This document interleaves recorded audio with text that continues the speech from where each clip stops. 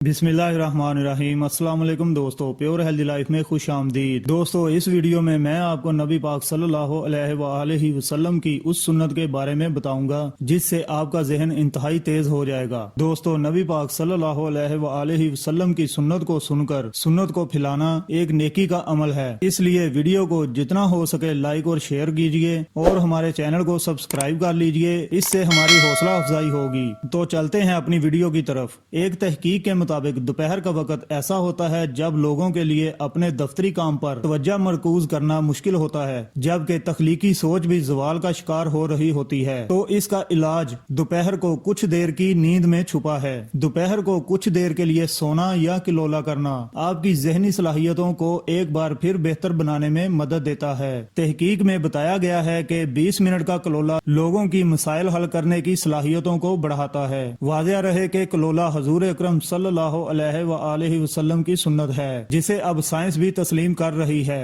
तहकीक में बताया गया है कि दोपहर को कुछ देर की नींद ज़ियाबतस, इमराज कल्ब और डिप्रेशन जैसी बीमारियों का खतरा भी कम करती है। तहकीक के मुताबिक अगर आप भी रात को 6 से 7 घंटे की नींद नहीं ले पाते तो दोपहर को 20 मिनट तक की नींद कारकर्दगी में नुमाया मुस्बत फर्क का बायस बन सकती है। मुहक्किकीन का कहना था कि दोपहर 2 से 4 बजे के दौरान सिर्फ 20 मिनट तक सोना ही वाज़ेह फर्क का बायस बनता है। ताहम दोपहर को कुछ देर तक सोना ही सेहत के लिए अच्छा होता है, मगर इसका दुरानिया तवील होना दिल के मसाइल और ज़ियाबतस से अमराज का बायस बन सकता है। तहकीक में बताया है कि जो लोग 1 घंटे से ज्यादा दोपहर की नींद लेने के आदी होते हैं, इनमें थकावट का एहसास बहुत ज्यादा बढ़ जाता है, जिसके बायस ज़ियाबतस का खतरा 50% तक बढ़ जाता है। तो दोस्तों, आप भी नबी पाक सल्लल्लाहु अलैहि वसल्लम की इस सुन्नत पर अमल करके अपने जहन को तेज बनाएं और खुद को ज़ियाबतस और डिप्रेशन जैसी खतरनाक बीमारियों से महफूज रखें। ये थी हमारी आज की वीडियो। उम्मीद करता हूँ वीडियो आपको अच्छी लगी होगी। शुक्रिया। अल्लाह हाफिज।